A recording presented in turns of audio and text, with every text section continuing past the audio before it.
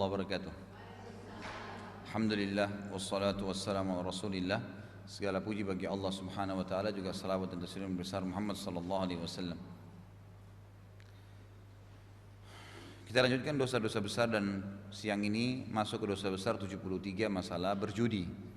Dan kita seperti biasa masuk kronologisnya dulu, mukaddimahnya. Judi ini adalah definisinya yang sederhana, mempertaruhkan benda, nyawa, ya kan, untuk sesuatu yang tidak jelas. Masuk semua dalam kategori judi.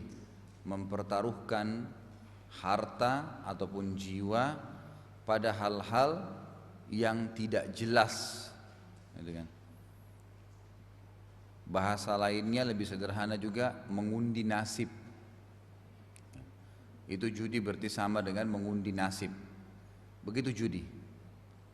Seseorang bisa mendapatkan keuntungan seketika banyak sekali, atau dia akan rugi seluruh apa yang dia miliki, yang dia sudah kumpulkan seumur hidup, seketika juga. Makanya kan contoh-contoh judi jelas ya, seperti meja kemudian diputar, nanti nasibnya dia kalau jarumnya jatuh di warna itu atau di nomor itu maka dia dapat. Kalau enggak, apa yang dia pertaruhkan hangus, langsung diambil. Belum lagi banyak sekali kecurangan-kecurangan yang terjadi di medan-medan perjudian ini.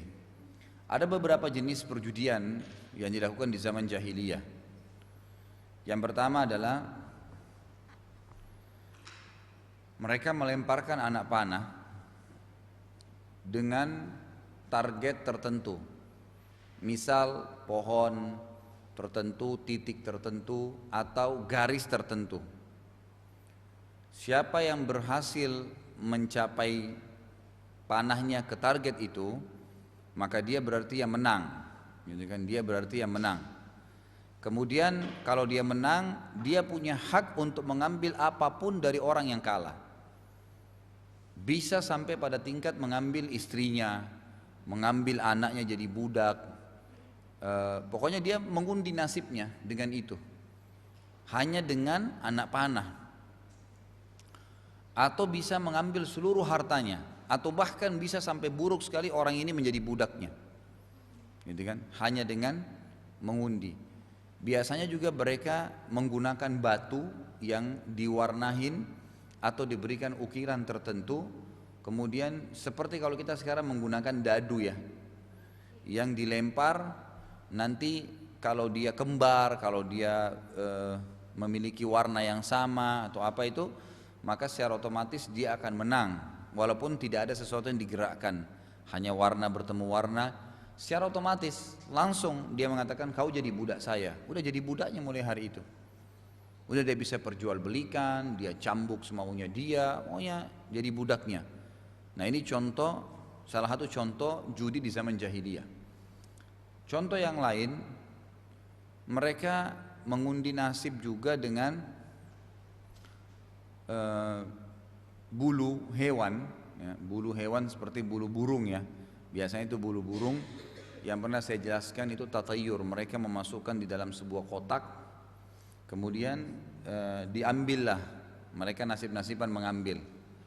Nah kadang-kadang mereka meletakkan dalam kotak itu ular yang tertutup.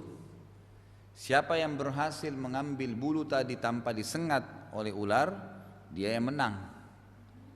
Kalau misal seseorang masukin tangannya, dia berhasil ambil, tidak disengat oleh ular, dan temannya lagi yang satu tidak disengat juga, berarti ulangin, gitu kan?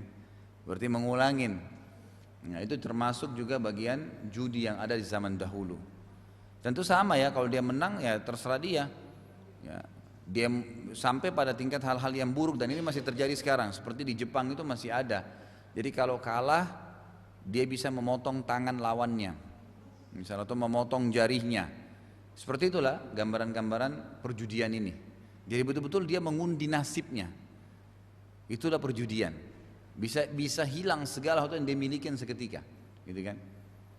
Kadang-kadang juga mereka mengadakan pertaruhan ini, perjudian ini dengan pertandingan hewan. Pertandingan hewan, gitu kan? Tandinglah hewan berlari, unta dua misalnya, yang kalah berarti otomatis untanya diambil. Ini bagian perjudian. Beda kalau pertandingan misalnya ya, pertandingan mobil, pertandingan hewan, kuda, kemudian nanti panitia siapin hadiah.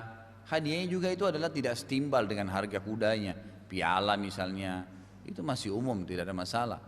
Tapi ini tidak memang, pokoknya yang kalah dia memang ngundi nasibnya, harus diberikan kudanya, dia berikan untahnya, dia berikan anaknya dan seterusnya. Maka ini termasuk bagian daripada judi-judi di zaman jahiliyah. Kalau di zaman sekarang berkembang tentunya ya, tapi hampir sama, targetnya sama tadi, seperti definisinya. Seseorang ya, mengundi nasibnya atau mempertaruhkan harta maupun jiwanya pada sesuatu yang tidak jelas. Jadi seperti itu kurang lebih gambarnya. Kayak kita lihat sekarang ya, seperti banyak di Indonesia ini ada THR, taman hiburan rakyat tuh, ditaruh botol, lempar gelang, kan itu, dengan dia taruh koin tertentu. Nah ini judi, ini sama judi. Jadi koin itu misalnya satu koin nilainya 1.000, ditaruh 5 misalnya. Nah nanti di depan itu ada botol, tinggal ditulis, ya kan? Kalau ini 5 koin, dia akan dapat boneka apa misalnya. Kalau dia taruh 3 koin, nah 3 koin itu dia bisa melempar, di situ ada yang ditulis 3 koin yang mana tinggal dilempar. Kalau masuk dia dapat, kalau enggak berarti hangus. Secara kasat mata itu kan cuman koin, tapi sudah dibeli dengan uang kan awalnya. Artinya akan hangus uang itu. Kalaupun dia dapat, bisa saja yang dia dapat itu tidak senilai dengan apa yang dia berikan. Ya kan gitu. Jadi banyak orang sekarang mengemas perbuatan maksiat ini dengan hiburan, istilah hiburan. Seperti kasuistik misalnya orang berzina, ya kan? Semua tuh diskotik, karaoke, semua itu kan targetnya perzinahan. Bukan yang lain, memang perzinahan targetnya. Mereka masuk ke sana, nanti ada perempuan yang temanin pada saat karaoke, dibayar perempuan itu. Alasannya temanin nyanyi. Sama aja, lama-lama negosiasi perzinahan, kan gitu. Di bar juga sama, di diskotik juga sama, semua sama. Itu semua tujuannya adalah zina. Tapi dikemas sekarang dengan istilah hiburan. Jadi supaya orang tidak anggap itu pelanggaran, seperti itulah ya. Maka ini semua termasuk sama, ya, sama dengan perjudian yang mereka ubah namanya.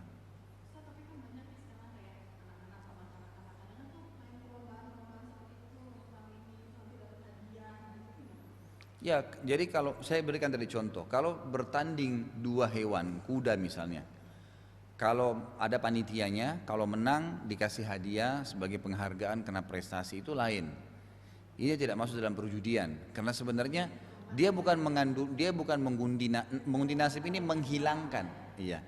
Dia bukan menghilangkan hartanya semua yang dia miliki, tidak ada apa-apa. Dia kalah ya sudah, dia dapat juara nomor 2, nomor 1 sebagai simbolik dikasih ini, itu bukan, tidak ada masalah. Yang masuk dalam judi ini enggak, kalah harus mobilnya diambil, kudanya diambil, jadi dia kehilangan hartanya seketika pada saat itu, atau kehilangan jiwanya kayak tadi zaman jahiliyah dijadikan budak. Nah itu baru perjudian, jadi itu enggak ada masalah, gitu kan? Masuk dalam perjudian yang banyak orang tidak tahu itu adalah mengejar sebuah hadiah yang sebenarnya pada saat untuk memenuhi syarat dapat hadiah itu harus belanja. Kayak banyak di mal-mal tuh ya, dapat hadiah mobil, dapat hadiah ini. Tapi dengarin dulu, kasuistiknya dia akan menjadi judi kalau ada orang datang ke mal, targetnya belanja untuk mobil itu, sehingga kadang-kadang dia nggak perlu sebenarnya, tapi dia beli supaya dapat kupon yang banyak, supaya dapat mobil. Ini mengundi nasibnya. Produk-produk yang beli mungkin tidak perlu. Lain tidak masuk judi kalau ibu kebetulan masuk di situ, belanja, memang perlu ada kuponnya diisi, nggak apa-apa. Bedain ya. Jadi di sini kalau memang dia betul-betul ya, memang dia tidak butuh belanja dan dia belanja hanya karena target hadiahnya, maka itu berarti masuk dalam bagian judi. Ya, karena dia akan memaksakan diri belanja apa yang tidak diperlukan. Ya kan? Mungkin ada orang mengejar mobil dengan harga 200 juta, mungkin dia sudah sampai belanja 150 juta. Terus pada saat dia nggak dapat, nah makanya di situ ada perjudiannya, gitu kan? Tapi kalau kebetulan kita belanja di supermarket, kemudian ada kupon berhadiah, mungkin untuk meningkatkan omset mereka, kebetulan memang kita belanja, kita isi, ditaruh, menang, nggak apa-apa. Itu memang nggak ada masalah, karena itu bagian daripada promosi mereka dan kita bukan jadikan sebagai target, kita nggak ngundi nasib di situ. Faham ini ya, karena bedanya di situ saja. Kalau tadi memang dia undi nasibnya, ya ini saya harus dapat, saya harus gini. Rata-rata orang main judi kan begitu, memang dia mengundi. Nomor ini keluar nanti dapat, wah nggak keluar, kecewa gitu kan. Hah? Iya, jadi bukan target. Emang kebetulan belanja, isi kupon, dapat, ya nggak masalah.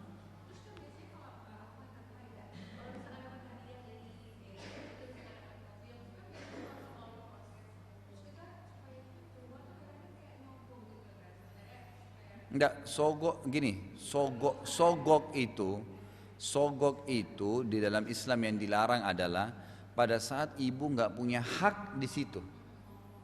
Misal gini, ada barang saya datang dari luar negeri, ditahan oleh bea cukai. Barang saya, baik kalau bapak mau keluar, bapak harus siapin surat 1, 2, 3, 4, 5. Saya ikutin semua prosedurnya. Ternyata barang saya masih ditahan, karena mereka mau minta duit. Nah pada saat saya bayar uang supaya barang saya keluar itu bukan sogokan itu. Karena itu memang hak saya. Kalau kita punya hak di situ, kemudian memang mereka zalim menahan itu karena mau minta duit, kita bayar, itu bukan sogok. Sogok itu ibu nggak punya hak di situ.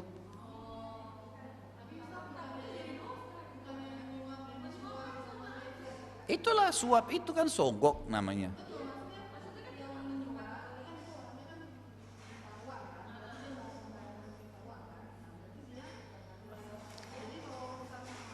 Itu bukan sogokan.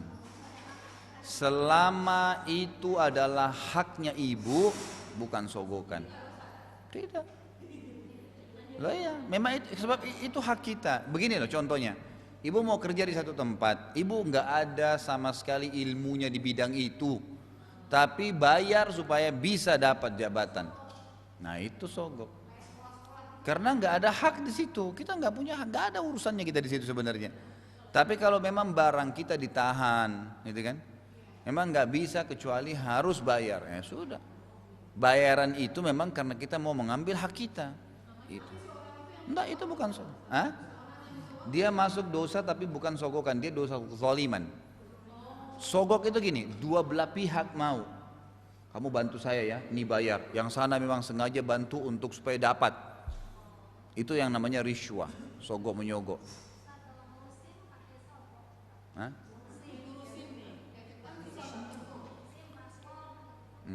Dari mana gambaran sogoknya? Ibu punya hak gak sebagai warga negara dapat paspor? Nah, bukan sogokan. Itu kan jasa untuk mempercepat saja kan? Itu. Enggak. Itu kan kita punya hak di situ. Artinya ibu tidak bayar pun bisa ibu urus kan? Selesai. Cuman itu dia minta jasa supaya lebih cepat kan? Ya. Jadi itu bukan sogokan yang dilarang, walaupun itu perbuatan tidak baik. Tapi bukan dosa sogok menyogok. Sogok itu yang dilarang dalam Islam yang ancamannya berat, gitu kan? Allah melaknat risyuah itu tadi. Emang kita nggak punya hak di situ. Bayar jadi dapat. Ini ya. Kita nggak ada urusan di situ, nggak ada hak kita. Ini barang bukan barang saya, tapi kemudian saya bayar supaya saya dapat. Nah itu sogok namanya. Masuk di pengadilan, jelas-jelas bukan sertifikat hak tanah saya, tapi saya bayar untuk saya dapat. Nah itu baru namanya sogok. Kalau surat tanah saya memang ditahan, saya punya hak, saya minta, sudah ikuti baru tidak mau, harus bayar, ya bayar, itu bukan sogok. Karena kalau enggak hak kita hilang kan, nggak ada masalah. Mana yang biasa nyogok-nyogok nih? Nanya semua. Sebentar Pak, sebentar. Gimana? Ulangi Bu.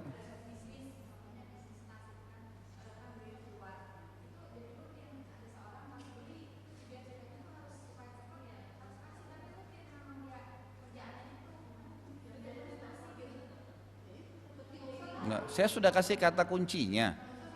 Terlepas daripada jenis produknya. Ibu mau bisnis apa? Ini haknya ibu bukan? Haknya ibu ditahan, bayar kalau mau keluarin. Nah itu bukan sogok. Tapi kalau kita memang dasarnya nggak punya hak di situ, barang lelangan, misal, kemudian ibu bayar lebih supaya dapat, kita nggak ada hak di situ, nggak bisa. Ikut lelang normal, itu baru sogok. Ya. Jelas Bu ya?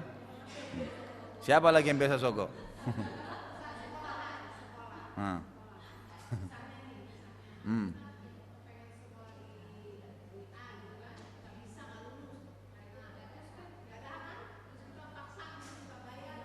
Nah, sogok. Intinya tidak punya hak kan? Selesai.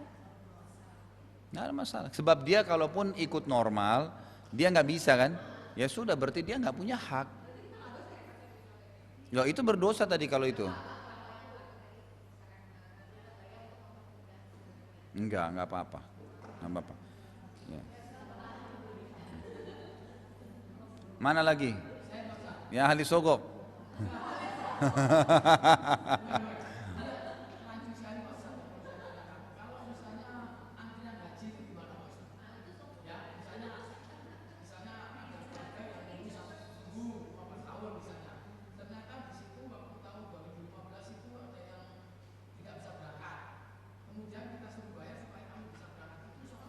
Sogok itu bukan haknya dia.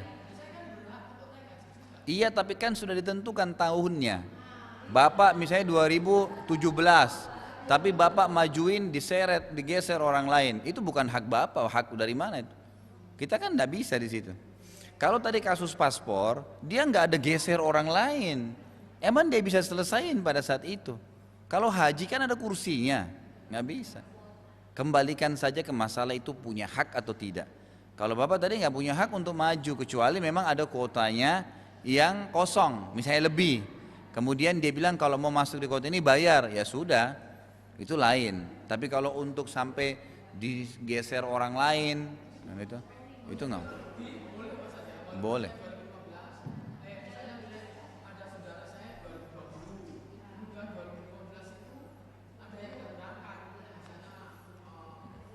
Boleh, nggak masalah.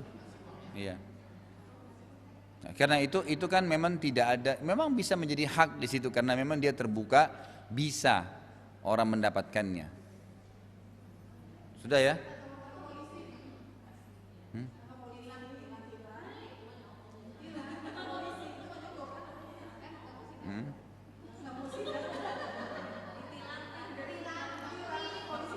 Terus kenapa? Enggak, jadi begini. Sebentar. Kasus polisi, misal gini, kalau lagi ditilang, kemudian dia bilang bisa nggak ibu bapak hadir pada tanggal sekian? Oh saya nggak bisa pak. Baik, mau ditilang di tempat nggak? Kalau saya pernah temui kasus begitu kan, saya bilang saya nggak bisa pak, saya padat pengajian. Dia bilang sama saya, bapak mau ditilang di sini nggak? Dia nggak bilang sama saya mau dibantu mau apa nggak, dia cuma bilang bapak mau ditilang sini. Terus dikeluarin sama dia, seperti ada kertas selebaran yang difotokopi tapi dilaminating, ada logo polisi. Jadi untuk SIM terlupa atau hilang bayar 50.000, bayar ini. Bapak bayar sesuai dengan ini prosedur. Baik, saya bayar yang tertulis sama dia. Masalah dia bohong urusannya sama Allah. Tapi di sini saya punya hak karena memang mereka memberikan solusi itu. Bisa ke pengadilan atau disidang di tempat. Kalau bahasanya begitu kita nggak usah ibu nanya lagi asli nggak kertasnya, bener nggak usah. Itu namanya mencari gara-gara, nggak usah. Lo bukan, karena memang membuka pintu hukum baru. Ya kan? Kata Nabi, kata Allah SWT, la tas'alu an syai'in tubda lakum tasukum. Dalam ayat Al-Quran ya, janganlah kalian banyak bertanya sesuatu yang kalau kalian bertanya malah mempersulit kalian. Sudah dikasih tahu ya sudah, gitu kan, selesai, nggak usah dikorek-korek. Jadi seperti itu gambarannya. Nah kalau memang tidak ada kertasnya, tidak ada, udah deh pak, nego pak. Nah sudah tahu sendiri itu sogok bukan? Nah sudah, nggak boleh lah. Ibu haknya apa di situ? Nggak ada haknya. Tapi kalau kayak tadi dia tawarin sidang di sana atau sidang di sini, diperlihatkan sama dia kertasnya. Oke, sidang di sini nggak masalah. Karena sama saja kan, penawaran dari kantornya.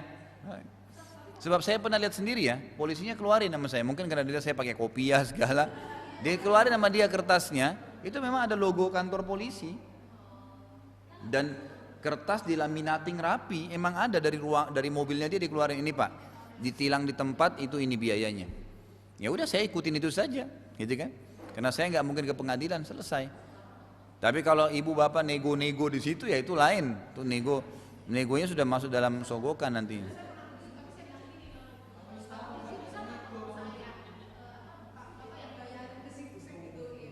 Bayaran kemana?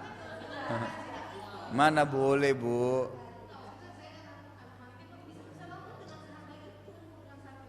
Di- Sekarang secara prosedur ada nggak yang begitu? Titip uang polisi, polisi bayarin, nggak ada. Ya, selain tilang di pengadilan ada tilang lain nggak? Kalau dia bilang oh iya ada tilang di tempat biayanya sekian, ya sudah. Itu kata-kata dia yang bertanggung jawab. Nah,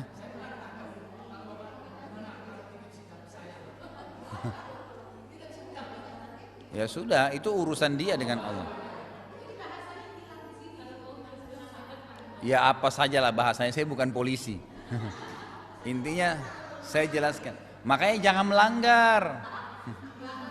Ini suka bablas lampu merah nih model-modelnya nih. Nggak boleh melanggar. Hah? Oh jalur busway. Makanya nggak boleh melanggar, jangan masuk jalur busway, jangan langgar lampu merah. Supaya nggak, masa polisinya tiba-tiba mau nangkap tanpa sebab? SIM-nya sudah mati diperpanjang, jangan jadi gara-gara lah. Sudah? Anak ahli sogo yang lain. Sudah?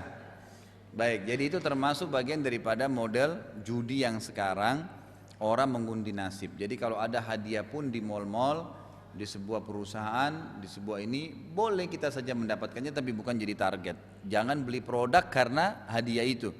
Ini bagian daripada perjudian. Judi itu berefek banyak sekali, efek negatifnya. Di antaranya adalah bisa menyebabkan seseorang itu sampai pada tingkat stres dan gila. Ya kan? Karena memang apa yang dia kumpulkan selama ini itu tiba-tiba bisa hilang. Diundi nasibnya. Sepupu saya cerita di Malaysia, dia cerita, jadi dia kebetulan waktu itu masih mahasiswa, dia adakan survei. Memang dia kalau tidak salah menulis skripsinya waktu itu ya. Jadi dia bilang saya datang ke salah satu tempat perjudian apa sih namanya di gunung di Kuala Lumpur tuh ya. Dia bilang saya ke sana kemudian saya survei. Mungkin yang jelas dia ke sana, dia survei lokasi. Dia bilang tidak sengaja saya lihat ada satu orang dari Korea atau dari Cina gitu, termasuk pengusaha di sana. Itu sudah seminggu nggak berdiri dari meja judinya, seminggu nggak berdiri dari situ. Kebetulan pembicaraan terjadi antara dia sama orang yang bagian mutar nomornya tuh, dengan berapa lagi kamu mau taruh, berapa lagi kamu, dan sudah sistemnya internasional, sudah bukan lagi bawa duit cash, gesek saja selesai, gitu kan. Jadi akhirnya dia bilang sempat terjadi pembicaraan, si yang punya tempat ini bilang, kamu ini belum pulang-pulang, sudah seminggu di sini, gitu kan? Nggak balik-balik, apalagi yang kamu mau pertaruhkan? Orang itu bilang, mulai hari ini kamu tidak akan lihat saya kembali lagi. Sudah saya tidak mau kembali lagi. Yang punya tempat ini nggak percaya karena rupanya dia sudah habisin seluruh tabungan dia selama ini, bertahun-tahun itu sudah digesek semua, kalah terus dan selalu berangan-angan. Nah ini nanti efek negatif yang kedua, berangan-angan tinggi, gitu kan? Selalu berangan-angan tinggi dia. Jadi bisa menyebabkan stres yang tinggi sampai kegilaan dan juga bisa terus berangan-angan tuh. Jadi misalnya dia menang sekali, dan itu nanti dia rugi 10 kali, tetap yang sekali itu setan hiasi. Misalnya dia dapat 1 juta nih, dia taruh lagi 100.000, gitu kan? Setiap main 10 kali pun rugi, hilang 1 juta tadi, berharap nanti yang ke-11 dapat lagi 1 juta. Padahal mungkin tidak, terus, gitu kan? Dari ini sudah sampai pada tingkat hal-hal yang berbahaya sekali. Maka sepupu saya cerita ini, adik sepupu saya kebetulan dia bilang, tiba-tiba yang punya tempat itu bilang, saya nggak percaya kalau kau nggak kembali, Kalau lihat cara kamu main nih, seminggu kamu nggak berdiri dari tempat itu, cuma ke kamar mandi, makan, balik lagi, terus gitu. Dia main-main terus nggak pernah berhenti. Nggak mungkin ada orang seperti kamu ini mau berhenti main judi. Dia bilang, kau akan lihat mulai hari ini saya berhenti judi. Terus dia bilang minta pulpen, diambil pulpen, dikasih pulpen 2, dipegang, ditusuk matanya. Dia tusuk matanya sendiri, dua-duanya buta, berdarah. Terus dia bilang, dengan saya tidak punya mata, saya tidak akan main judi lagi. Sampai pada tingkat itu. Nah itu fakta lapangan loh ya. Karena bayangkan saja kalau seseorang tiba-tiba kehabisan uang. Ibu sekarang punya tabungan 100 juta. Ibu bawa 10 juta di dompet. Terus jatuh 10 juta. Nyesel nggak? Jatuh, hilang. Kita nyesel ya. Padahal itu jatuh ya. Memang bukan kita penyebabnya. Ya memang hilang gitu takdirnya Allah. Itu hilang begitu. Bagaimana kalau orang hilang sengaja dia lakukan, gitu kan? Maka itu betul-betul sampai pada tingkat dia tidak bisa percaya. Mungkin rekeningnya sekian banyak, akhirnya jadi masalah buat dia, gitu kan? Jadi ini termasuk hal-hal yang tidak boleh ya. Ini penyebab efek-efek negatifnya. Tingkat stres dan kegilaan yang tinggi, kemudian berangan-angan yang tinggi, yang mengkhayal, yang tidak-tidak. Kemudian yang ketiga itu bisa membuat orang yang bermain judi, kata para ulama itu, sampai pada tingkat lupa, ya, lupa apapun. Dalam arti lupa apapun seperti misal mungkin dia sudah lupa haknya istrinya, hak anaknya, lupa apapun, ibadah, lupa semua. Ya, jadi pikirannya situ, setan buat dia dihiasi. Nanti akan kita bacain ayatnya tuh. Jadi membuat dia melupakan segala apapun yang berhubungan dengan dia. Orang kalau sudah ketagihan judi itu, jadi bisa lupa istrinya, lupa anaknya. Dia sampai kadang-kadang kita lihat kan, ya, orang-orang ini sudah lupa semuanya. Yang keempat, ketagihan yang tinggi. Ya, selalu ketagihan. Ketagihan ini nanti akan membuat orang ngawur ya, melakukan macam-macam sampai dia jual semua barang-barangnya. Kan gitu. Kita lihat orang yang main judi itu seperti sekarang kalau orang narkoba, karena mau mengisap narkoba saja, maka akhirnya dia harus menjual apapun sampai kayak lupa daratan lah. Nah orang judi juga begitu, padahal sebenarnya dia mungkin tidak mabuk, tapi dia sudah ketagihan dan berangan-angan tinggi tadi kalau ini akan mendapat keuntungan yang besar. Maka dia bisa saja mengambil harta istrinya, harta apapun hartanya dia dihabisin semua, dinasibkan, diundi nasibnya di situ. Jadi efek-efek negatifnya sangat banyak. Termasuk di dalam perjudian, ya, umumnya bisnis yang dikemas dan terlalu banyak horornya, tidak jelas produknya, tidak jelas keuntungannya, tidak jelas kapan dikembalikan, tidak jelas bisnisnya.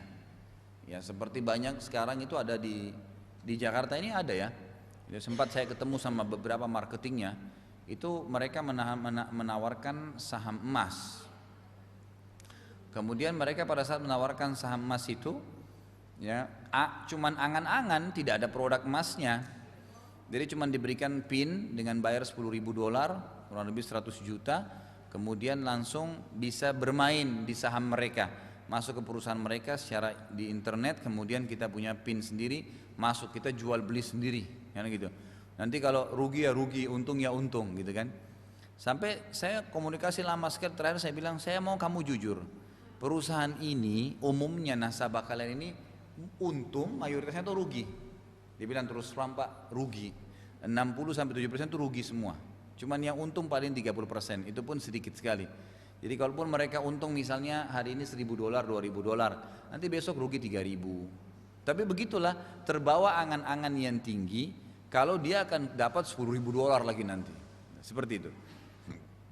Jadi ini termasuk ya, jadi bermain di saham pun harus sebuah perusahaan yang jelas, produknya, perusahaannya, ya, alamatnya, sistemnya, semua harus jelas. Nggak boleh cuma nama saja, simbolik, itu nggak boleh. Masuk dalam perjudian. Ya, ya kalau pokoknya intinya begini. Yang emas itu kalau nggak salah saya pernah ditawarin sama Solid Gold itu. Dan saya lihat sistemnya itu betul-betul masuk dalam gambling, masuk dalam apa namanya?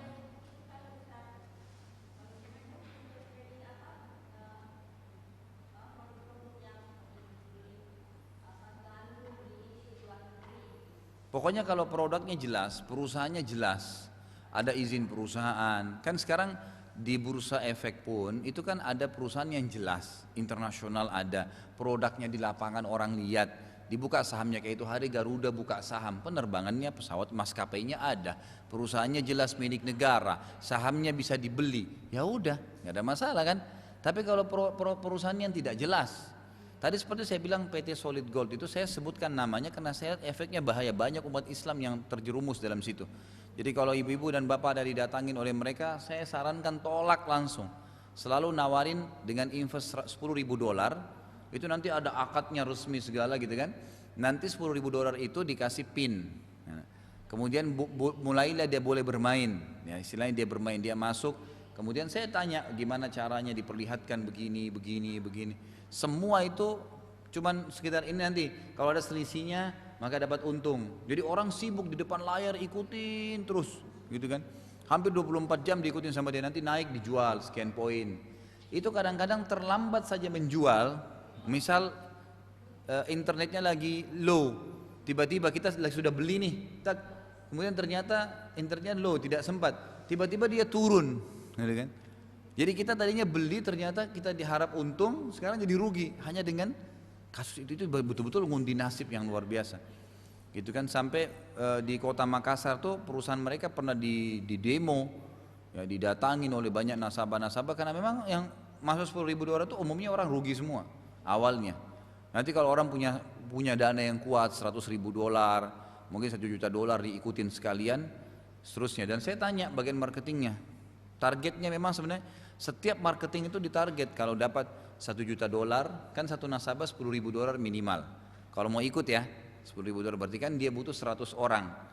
100 orang nasabah untuk bisa mencapai 1 juta. 1 juta itu dia dapat misalnya 10% atau dapat berapa gitu. Jadi oleh perusahaannya pun dikasih besar, jadi dia selalu kejar target terus orang-orang gitu, nawarin.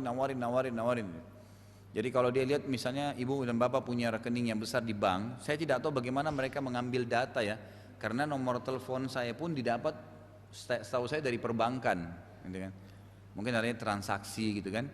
Karena ada perusahaan yang saya buka sama teman-teman di Jakarta Barat, itu memang bergerak di kayu gaharu. Nah kayu gaharu ini semua transaksi teman-teman dari Riyadh ya, itu dimasukkan ke perusahaan saya uangnya, jadi kelihatanya besar.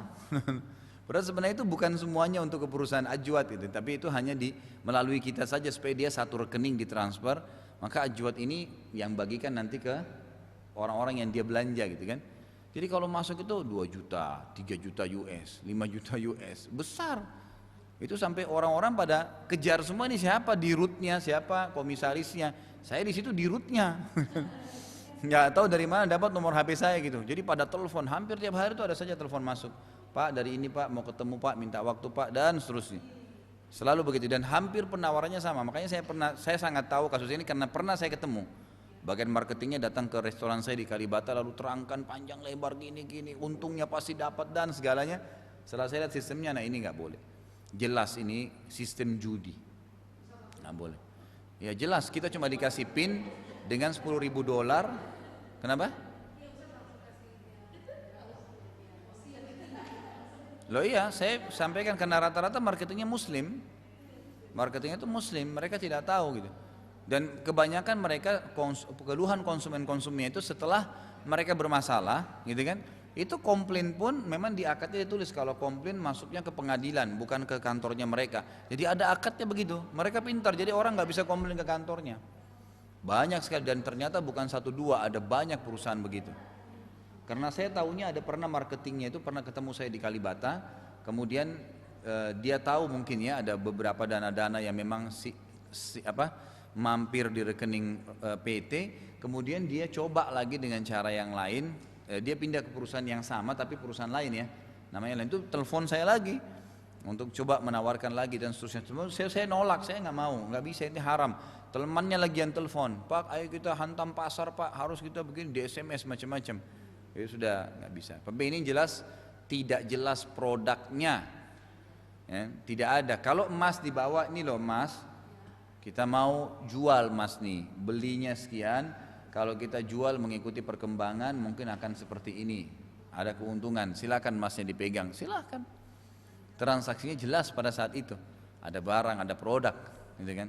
Tapi kalau tidak, cuma meraba-raba, tidak boleh, bagian daripada judi. Ya. Manajanya nggak masalah, jelas produknya ada. Itu kan selisih nilai, sama tukar emas sama perak, nggak masalah. Nah ini yang bertanya yang banyak duit-duitnya semua ya. Ah gitu.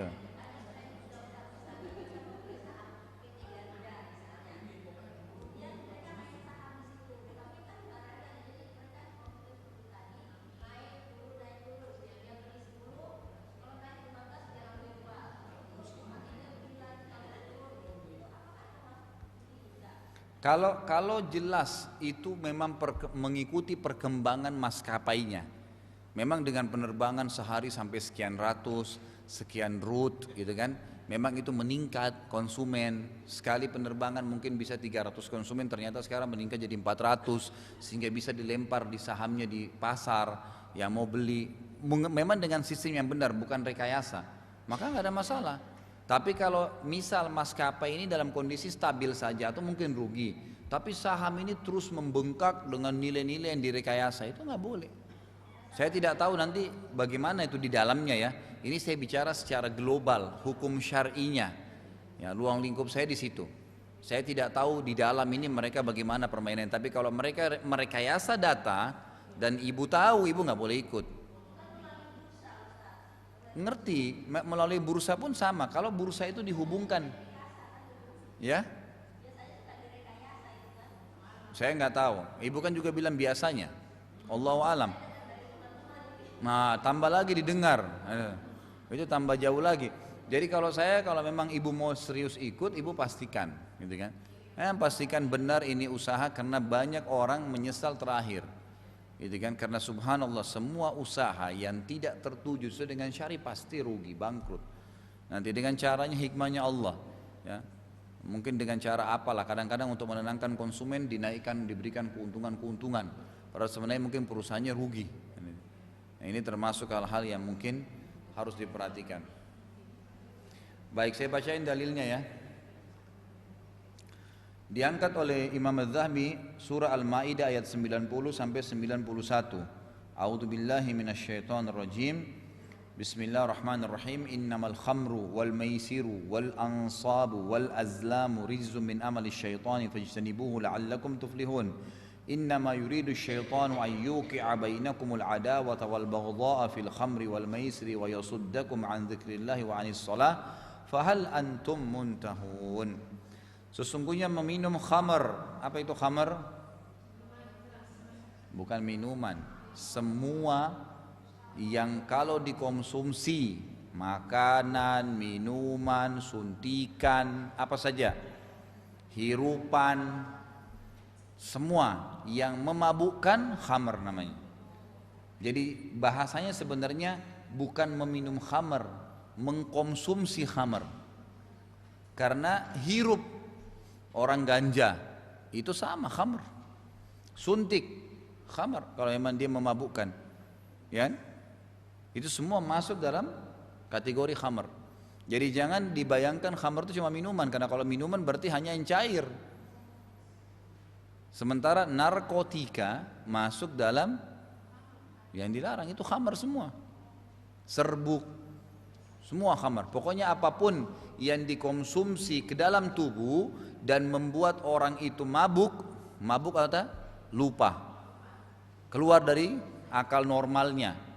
Jadi kalau orang mabuk itu kan yang tadinya tidak mau berani membunuh bisa membunuh, tadi tidak percaya diri jadi percaya diri, tadinya dia tidak mau berzina dia bisa berzina, dia bisa buat perbuatan mungkin yang tidak dibuat pada saat dia normal, kan gitu. Itulah khamr namanya. Sesungguhnya mengkonsumsi khamr semua tadi, ya. Kemudian berjudi, tadi mengundi nasibnya ya. Dengan jenis ini sudah saya sebutkan tadi. Berkurban untuk berhala, patung disuruh kurban, ini biasanya orang kalau ke dukun-dukun. Mengundi nasib dengan panah, ini bagian daripada judi nih. Tapi ceritanya mengundi nasib dengan anak panah ini zaman jahiliyah ada. Mereka biasa, pernah saya jelaskan kalau mau safar ya, dicabut bulu-bulu merpati 3 lembar, satu ditulis safar, satu tidak safar, satu kosong. Dimasukkan di dalam kotak, lalu ditutup, kemudian dia masukkan tangannya saja. Yang mana keluar, misalnya keluar safar, berarti dia anggap perjalanan dia akan selamat. Dia nggak mengundi nasibnya selamat atau tidak dengan bulu merpati tadi. Nggak ada hubungannya sama sekali. Atau dia tarik yang tidak safar, berarti dia anggap kalau dia paksain safar berbahaya, dan kalau dia tidak safar malah baik buat dia. Kalau keluar bulu yang tidak ada tulisannya, maka dia harus kembali memilih satu dari dua yang pertama sampai keluar. Itu berarti mereka mengundi nasib dengan anak panah, gitu kan? Anak panah yang dia memang dari bulu hewan biasanya ditulisin atasnya. Adalah termasuk perbuatan syaitan. Jadi jelas itu, mengkonsumsi khamar, berjudi, semua itu tadi berkorban untuk berhala, mengundi nasib dengan panah, perbuatan syaitan. Maka jauhilah perbuatan-perbuatan itu agar kamu mendapatkan keberuntungan. Artinya justru kalau tidak khamar, konsumsi khamar, justru kalau tidak judi, justru kalau tidak mengundi nasib dengan anak panah tadi, justru tidak berkorban untuk berhala, kalian beruntung. Kata sebagian ulama tafsir, maksudnya adalah orang itu akan bisa mendapatkan apa yang dia inginkan selama dia hindari 4 hal ini.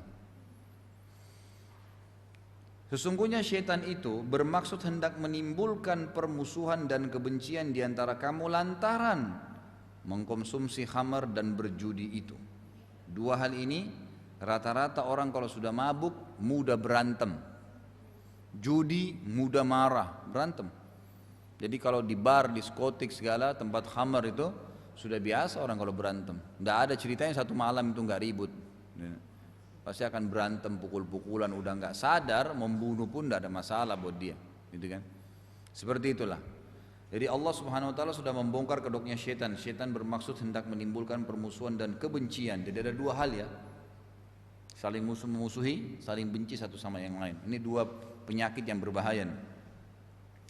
Kemudian dikatakan di antara kamu lantaran khamr dan berjudi itu dan menghalangi kamu dari mengingat Allah dan sholat. Pasti mabuk, khamr dan berjudi tidak mungkin sholat. Ada nggak orang di diskotik tebar sejadah, saya belum sholat. Atau lagi mabuk mau sholat, mustahil udah. Atau mengingat Allah, pas lagi datang temannya, Masya Allah kau gemuk, nggak ada di diskotik, Masya Allah itu. Gitu kan? Nggak ada, pasti bahasa-bahasa itu jauh. Jadi mengingat Allah pun, gitu kan, dan sholat itu sudah mustahil bagi 2 orang tadi. Jadi syaitan memang sengaja menjauhkan. Ini senjata syaitan kata para ulama yang paling gampang membuat manusia lupa Allah dan tidak sholat. Ini senjatanya. Khamr dan judi, itu 2 hal. Saya sayangkan ya, kadang-kadang subhanallah saya pernah waktu masih di kota Makassar, saya ingat waktu saya masih kecil. Sekarang sih saya nggak pernah lihat, kalau saya ingat kalau saya lihat saya lurusin gitu. Tapi saya ingat waktu masih SD tahun 80-an dulu di Makassar itu ada tukang-tukang becak masih banyak dulu di depan rumah paman saya. Itu kan sering kali mereka itu kalau lagi duduk lagi nggak ada penumpangnya, itu mereka ngambil kertas, dimasukin kertas rokok mereka, dilipat-lipat, digulung-gulung, terus dimasukin di plastik kecil, terus ditaruh di got, terus ditandingin sama mereka. Jadi ikutin alur air. Nah yang menang nanti harus bayar, atau yang kalah harus bayar sekian.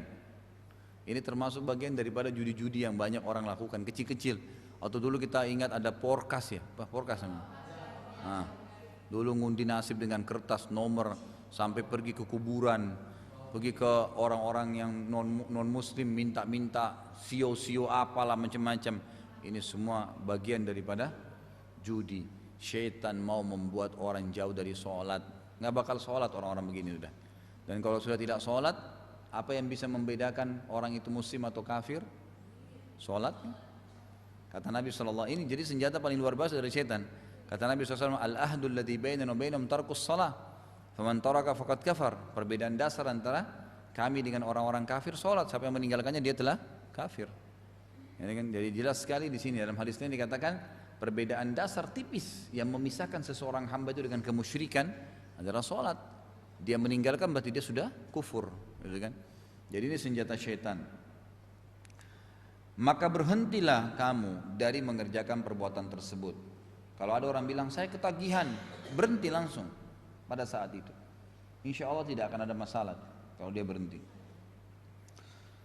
Ayat ini juga Al-Maidah 90-91 adalah ayat yang terakhir turun dari ayat pengharaman khamar. Jadi kan memang sebelumnya ada ayat yang itu, yang Al-Syaitanir ya ayyuhalladzina amanu la taqrabus salata wa antum sukara hatta ta'lamu ma taqulun. Itu kan al-ayat. Yang bunyi saya lupa di surah apa yang tapi bunyinya, hai orang yang beriman jangan kalian sholat sampai sementara kalian mabuk, sampai kalian tahu apa yang kalian ucapkan. Masih ingat dulu saya bilang ayat ini terhapus secara hukum tapi masih tinggal tilawahnya. Yang menghapusnya adalah ayat Al-Maidah 90-91 ini. Jadi pada saat turun ayat ini mengatakan afala fahal antum muntahun. Perhatikan akhir ayat 91 itu bahasa Arabnya. Fahal antum muntahun, apakah kalian berhenti? Muntahun itu. Maka pada saat turun ayat ini Nabi SAW bacakan, semua sahabat yang waktu itu masih minum khamar serentak berkata intahaina intahaina, kami berhenti, kami berhenti.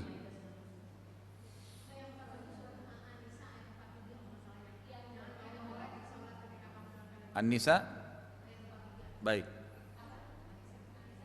sudah dapat nggak? Betul An-Nisa 43. Saya pinjam pulpennya dong, saya coba tulisin. Maaf Pak.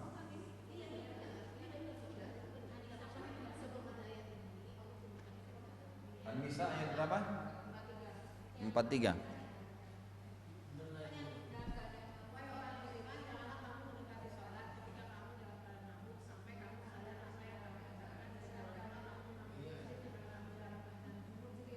Berapa? 43.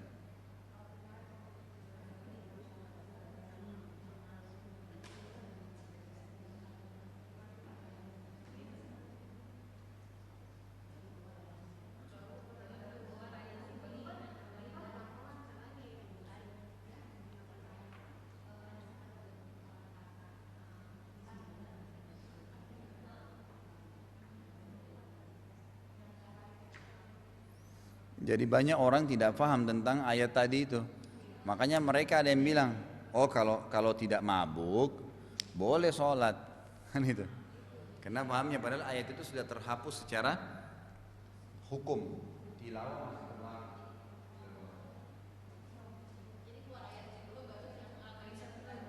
Ya betul.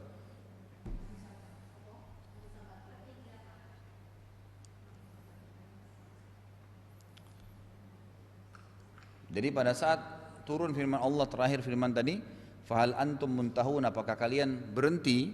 Maka para sahabat yang waktu itu masih minum khamr berkata intahaina intahaina, kami selesai, kami selesai. Maka mereka pun serentak memecahkan semua kendi-kendi khamr di rumah mereka yang membasahi seluruh jalan Madinah pada saat itu kan. Seluruh jalan Madinah terbasahkan dan mereka ke masjid sholat sementara mereka tidak mencuci bajunya. Nah dari riwayat inilah, kalau tidak salah ini riwayat Imam Bukhari, itu ulama mengeluarkan tentang hukum alkohol najisnya maknawi. Secara makna artinya tidak menajiskan, dia najis zatnya. Maka boleh orang berobat dengan menggunakan alkohol, membersihkan lukanya selama konsumsian luar. Tapi kalau dimasukkan ke dalam badan, dia tidak boleh karena memabukkan. Boleh, yang penting di luar gitu kan. Apapun sifatnya, pokoknya saya sudah kasih kaidahnya. Kalau alkohol dipakai pengobatan luar, mau parfum, mau kosmetika, mau apa sajalah, alkoholnya sendiri untuk bersihin luka, nggak ada masalah.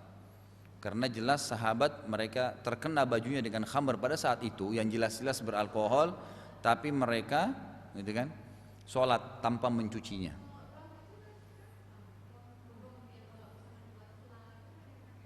Dimakan nggak? Nah, selesai. Makannya yang jadi masalah kan. Masuk ke dalam tubuh. Rum itu kan berarti ada alkoholnya, nggak boleh. Makanya jangan makan yang ada rumnya. Kan saya sudah bilang gini, kalau kita mau meninggalkan satu perbuatan, apa rahasianya? Tanya diri sendiri apa? Kalau saya tidak makan, kenapa?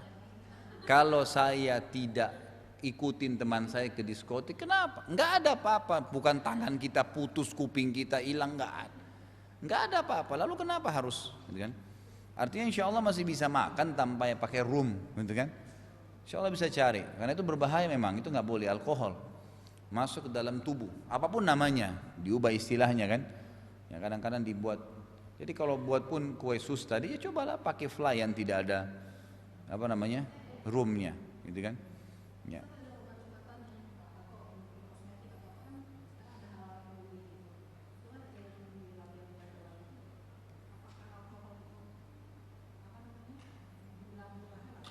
Bukan. Jadi saya pernah hadiri seminar MUI. Kebetulan waktu itu seminar halal. Ada orang MUI yang datang, saya lupa namanya, Ustadz siapa waktu itu, dia bicara tentang kenapa MUI mengharuskan label halal, dan saya bicara dari sisi dalil-dalil syar'i berhubungan dengan masalah pentingnya mengkonsumsi yang halal, gitu kan? Nah dia sempat jelaskan, waktu itu Bapak Ibu sekalian tahu nggak kenapa MUI keluarkan air label halal di air mineral? Air mineral, gitu kan? Kenapa kok harus pakai label halal? Sekarang itu kalau yang merek-merek terkenal mereka pasti label halal semua. Nah itu dijelaskan, dia bilang airnya memang mata airnya bersih, nggak masalah, plastiknya bersih, tapi ternyata saringan yang menyaring air itu apa? Tabung-tabung saringannya, itu ada saringan-saringannya itu memang menggunakan apa namanya campuran dari babi. Nah ya, itu tidak tahu, orang MUI begitu mengatakan. Jadi saringan itu memang menggunakan, ada yang menggunakan kulit babi, ada yang menggunakan apalah tulang babi, pokoknya ada unsur babinya di situ saringannya. Iya, jadi pada saat lewat tersentuh, berarti khawatirnya memang sudah jelas ada di sini di minumannya kan.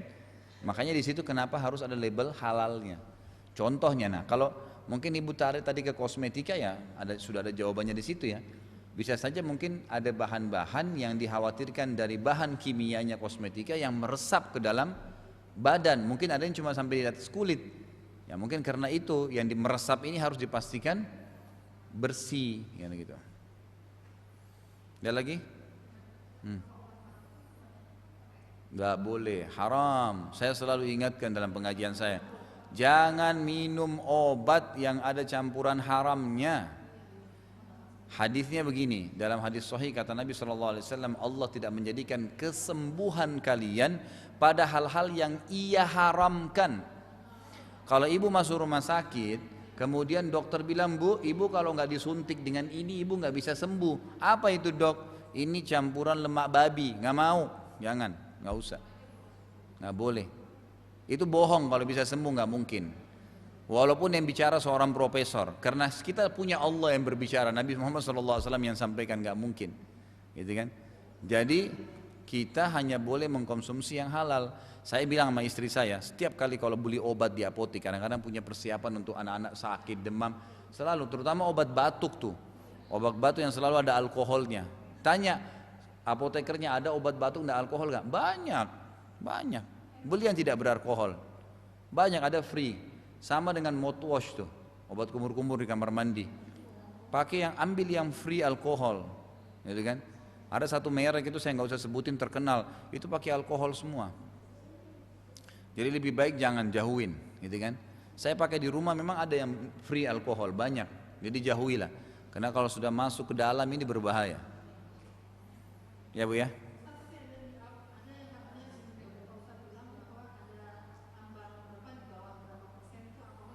Nggak ada. Gini hadisnya, hadis riwayat Imam Bukhari, ma asqara kathiruhu faqaliluhu haram.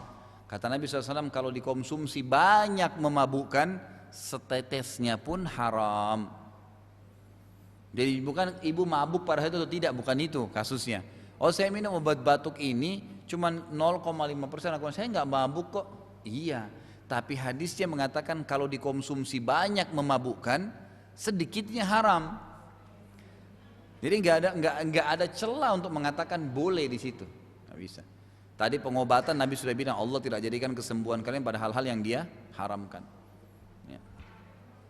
Ya. Tunggu dulu, yang mana nih? Ya silakan. Kenapa bu? Saya nggak dengar. Tape. Kalau dipastikan dia beralkohol, tidak boleh dimakan. Kalau yang saya tahu, tape itu kalau awal dibuka free alkohol. Kalau awal dibuat, ya kan? Tapi kalau sudah dibiarin berapa hari sampai berbusa, mungkin biar rasa airnya pun pasti akan berubah. Itu sudah nggak boleh. Tapi kalau masih baru dibuat, memang itu umumnya makanan. Umumnya kan semua makanan begitu ya. Rata-rata makanan itu kalau dibiarin sampai membasi misalnya, itu biasanya memang ada unsur-unsurnya alkoholnya. Jadi lebih baik dijauhi.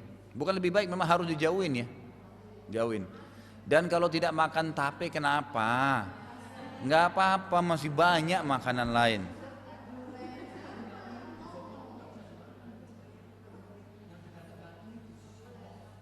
Ini sudah dari mana ke mana bahasannya nih? Hah?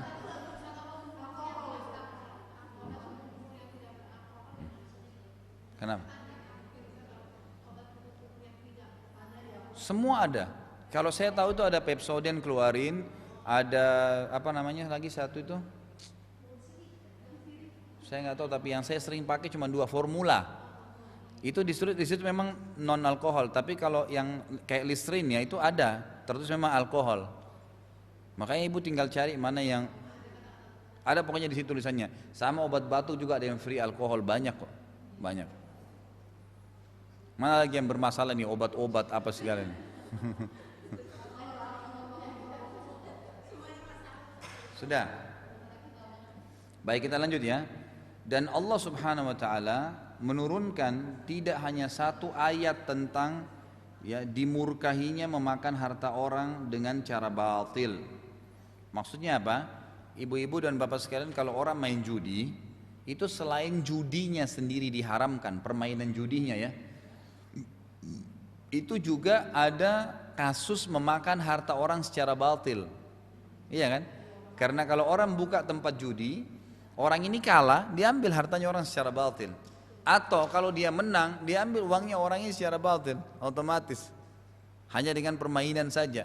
Umumnya kan judi jelas ya. Cuma ngundi nasib sama kartu dibalik menang, selesai dapat sekian dan seterusnya. Ini berbahaya sekali ya. Dan ini memang banyak sekali orang tingkat gila dan stres tertinggi itu adalah pemain judi. Di muka bumi, di dunia ini. Nabi SAW bersabda, hadis ini riwayat Bukhari Muslim, man qala li sahibihi ta'ala uqamiruka falyatasaddaq. Barang siapa yang berkata pada temannya, kesini saya tantang kamu berjudi, taruhan, maka hendaklah dia bersedekah sebagai bentuk kafarahnya. Sedekahnya bebas ya, berapa saja, 10.000, 20, pokoknya dia sudah bilang, kan? Jadi ini nggak boleh ya, nggak boleh mengucapin itu. Taruhan apa saja. Iya. Jadi termasuk biasa mungkin sederhana, hanya karena mau ngajak taruhan makan di restoran apa. Pokoknya jangan taruhan-taruhan deh, nggak usah. Dalam Islam ngajak traktir itu yang boleh, nggak usah taruhan-taruhan. Kamu kalah, kamu yang bayar, nggak usah pakai gitu-gitu, untuk apa? Sudah, saya traktir kamu datang. Sudah dengar ceramah saya belum masalah traktir tuh? Itu kultum saya sampaikan, subhanallah, sampai di mana-mana saya temuin pengajian di Sudirman, di kantor-kantor. Ustaz tahu setelah dengar masalah traktir, itu semua ini pada tidak mau lagi, tidak mau tunggu temannya bayar, berlomba-lomba pada bayarin. Gitu. Itu kan pahala paling besar tuh mentraktir orang, membayarkan orang makan, karena memberikan makan orang itu termasuk amalan sunnah yang paling afdal setelah perbuatan wajib. Dalam hadis riwayat Muslim, kata Nabi SAW, kata seorang sahabat, ya Rasulullah, ayu islamin khair. Wahai Rasulullah, perbuatan apa dalam Islam yang sunnah setelah wajib itu yang paling besar pahalanya? Kata Nabi SAW, tut'imut ta'am, engkau memberikan makan kepada orang lain. Wa tusallimu ala man ta'rif wa man lam ta'rif, dan kau memberikan salam kepada orang yang kau kenal dan kau tidak kenal dari kaum muslimin. Jadi traktir orang itu pahalanya besar. Jangan nunggu teman yang buka dompet, ibu sendiri langsung. Kalau perlu lagi makan, sebentar ya saya ke belakang, bayar, selesai. Itu begitu, cari pahala, kesempatan. Itu sedekah. Itu selain kita sudah kenyang, nyenangin orang lain, di akhirat ada tabungannya. Tapi kalau kita nggak pernah buka dompet, nanti lain kali temannya malas ajak gitu kan. Oh udah jelas nih minta ditraktir. Cobalah cari pahala dengan traktir orang gitu kan, itu pahalanya besar, ya pahala yang besar. Belum lagi makanan yang dimakan oleh orang yang kita kasih makanan, gitu kan? Itu pahalanya besar ya. Termasuk amal jariah kata sebagian ulama, karena ada hadis Bukhari berbunyi mawudi'a ta'amun illa wada'allahu fihi barakah. Artinya gini, tidak ada makanan atau minuman yang dihidangkan kecuali Allah akan letakkan di makanan dan minuman itu berkah. Artinya di satu piring nasi itu nanti akan ada berkahnya di situ. Berkah ini artinya apa? Dia tidak akan jadi kotoran, dia akan menjadi bagian dari daging tubuhnya orang itu. Pasti itu, makanan atau minuman. Maka ada berkahnya. Makanya kata Nabi SAW apa? Dalam hadis yang lain, kalau kalian selesai makan maka jilatlah jari-jari kalian, karena bisa saja sisa makanan di situ yang ada berkahnya. Kita kan disuruh jilat ya. Biasa kalau teman-teman biasa berkelakar tuh kalau jilatnya orang miskin sesuai dengan sunnah, jilatnya orang kaya menolak tolak belakang dengan sunnah. Jadi jarinya dijilat, memang ditarik makanan. Kalau orang kaya cuma ujungnya saja gitu. Jadi mestinya memang ikutin sunnah. Dan hasil survei terakhir itu membuktikan di tangan itu ada bakteri ya. Bakteri ini pada saat dijilat ternyata itu membantu untuk menghancurkan pencernaan makanan itu. Itu yang terakhir kemarin disebarin di internet. Allahu a'lam. Ini kita lagi bicara tidak boleh taruhan, kenapa makanan nih? Ya. Gak apa-apa. Baik, jadi tidak boleh berkata pada teman kita taruhan. Oh ya, termasuk tadi karena kita bilang, ayo kita makan di sana taruhan di restoran ini. Siapa lebih dulu sampai dia yang bayar, siapa yang terlambat datang dia yang bayar. Nah, itu gak boleh taruhan. Itu udah traktir aja cari pahala. Ini kan bercanda ini. Barang siapa berkata pada temannya, jadi bukan mengharuskan temannya. Berkata itu artinya cuma ngucapin begitu saja. Makanya nggak boleh bercanda dalam maksiat pun. Ayo malam ini ketemu di diskotik mana ya? Nggak boleh, bercanda pun. Oh tapi maksudnya kita mau ke pengajian? Nggak boleh. Oh, ayo kita ke pengajian ya. Kenapa nggak pakai kata-kata pengajian? Kenapa harus diubah? Nggak usah. Tinggalin semua yang berbau kemaksiatan dari kata-katanya, namanya, orang-orangnya, jauhi semua. Nggak usah berhubungan dengan mereka. Umur kita terbatas kok mau habisin waktu di maksiat untuk apa? Nggak ada guna-gunanya. Hari kiamat dia masuk neraka, kita juga masuk neraka, ngapain di sini sama dia? Nggak usah ya. Lebih baik kita selamat gitu kan. Jadi kita dianjurkan bersedekah. Di sini ulama mengatakan sebagai kafarahnya ya, sebagai dendahnya, tapi tidak ada disebutin jumlahnya. Sebagian ulama fikih mengatakan kalau dia mau sempurna maka dia bersedekah seperti apa yang sudah dia ancamkan ke temannya atau diajakkan temannya. Misal kita taruhannya 10.000 misal, ya itu berarti sedekahnya 10.000. Ini yang bahaya kalau kita taruhan 100 juta. Jadi 100 juta sedekahnya gitu. Tapi bagus juga sih, mungkin kalau enggak gitu enggak sedekah dia 100 juta kan. Ya. Tapi intinya seperti itu, enggak boleh bercanda dalam hal-hal yang berbau kemaksiatan sampai disuruh bayar pembersihannya oleh Nabi SAW walaupun tidak terjadi. Maka apabila hanya berupa perkataan ajakan untuk berjudi saja mewajibkan bersedekah, kata beliau, untuk membayar kafarah dendahnya, maka bagaimana pendapat Anda bila melakukannya? Pasti lebih berat ya. Dan ini juga termasuk dalam kategori makan harta dengan cara batil, dengan cara tidak benar ya, dengan cara tidak benar. Baik, sampai sini Mas ada yang mau bertanya? Judi, sogokan, menyembeli untuk berhala, mengundi nasib. Masih ingat saya juga bilang ya, termasuk ngundi nasib nggak boleh lagi. Mulai sekarang ubah itu, tangan kanannya gatal mau keluar duit, tangan kiri mau dapat uang, ya, matanya kedap-kedip di atas mau senang. Ini ada keluarga saya mau datang nih, makanya kedap-kedip di atas, itu semua bohong. Ya, nggak ada. Ya kalau dibawa mau nangis nggak boleh. Ya. Boleh. Perasaan dari tadi banyak yang di luar topik.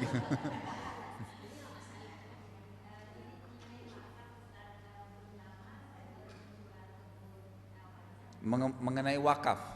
Hah?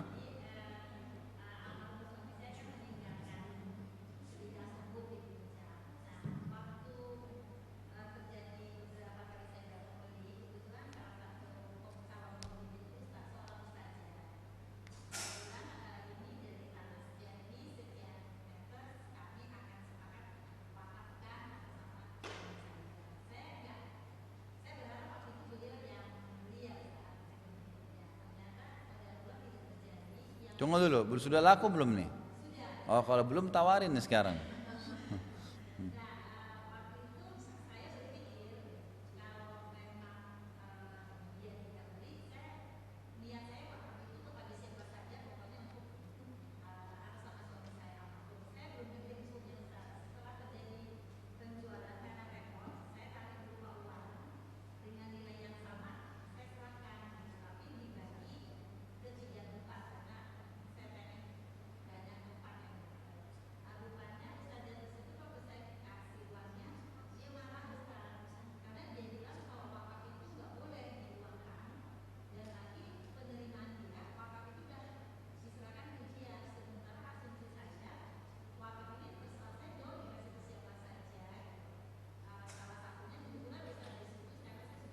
Tunggu dulu, tanah itu memang wasiat dari suaminya ibu untuk wakaf di situ.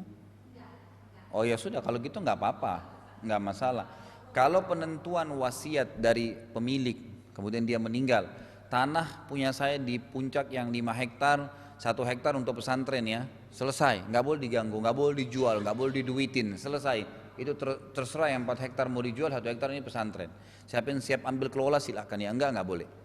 Tapi kalau tidak ditentukan, intinya dari penghasilan penjualan tanah ini saya minta diwakafin 10%, nah itu lain. Ya, itu berarti memang terbuka. Bisa kayak tadi ibu buat, dinilaikan duit, kemudian duitnya diwakafkan di tempat lain, itu nggak masalah.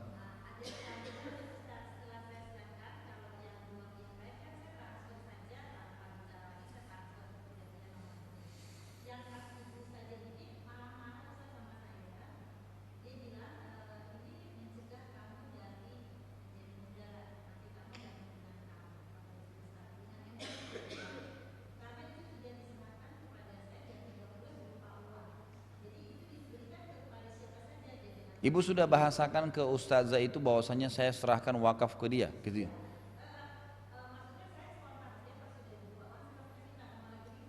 Bukan. Waktu sebelum bicara masalah uang rekening, waktu ibu pertama bicara sama ustazah sebagai calon pembeli, masih calon pembeli, ibu sudah bilang di sini ada wakaf suami saya serahkan kepada ibu.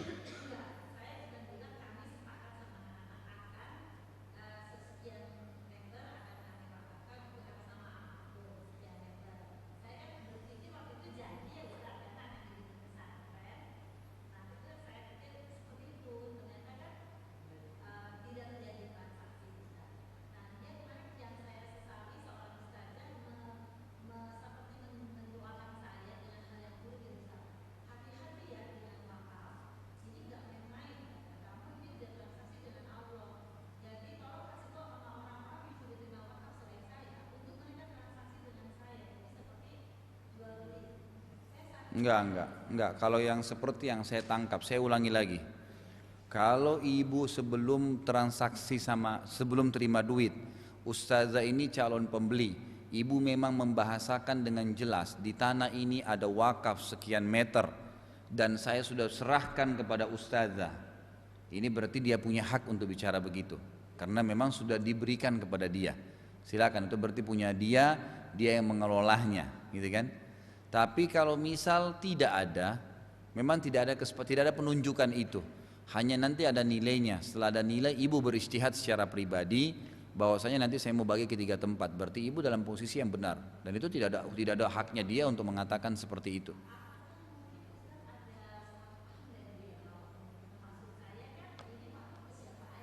Ya saya nggak tahu, makanya saya berikan gambaran umumnya. Saya tidak kenal siapa ustazah itu.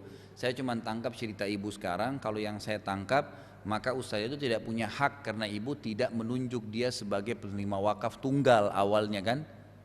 Betul kan?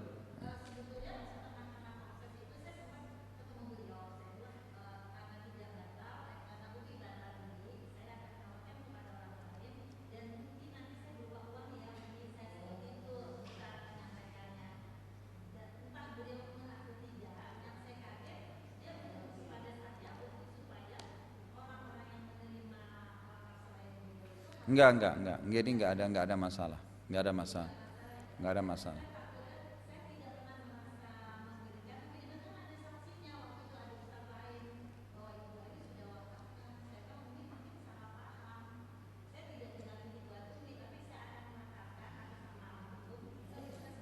Enggak, insya Allah enggak apa-apa. Enggak apa-apa.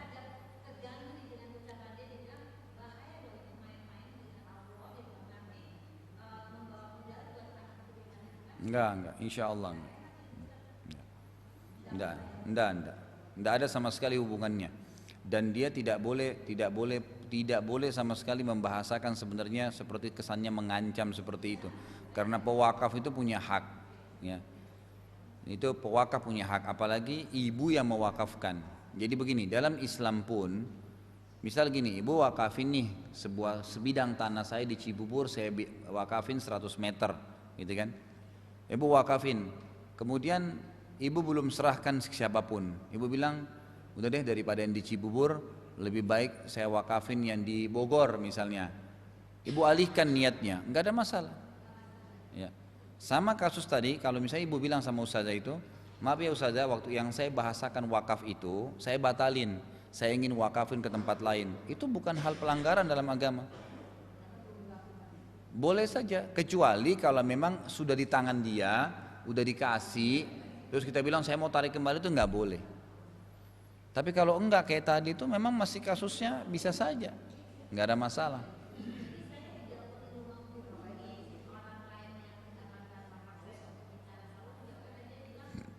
Enggak perlu Bu, enggak perlu, insya Allah nggak apa-apa. Siapa lagi yang wakafin tanah nih? Nanti kalau ada yang mau wakafin lagi bilang ya, kita mau buka pelatihan dai di puncak emang nih.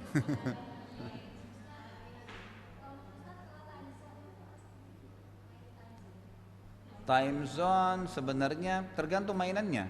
Kalau yang ngambil-ngambil boneka itu judi tuh.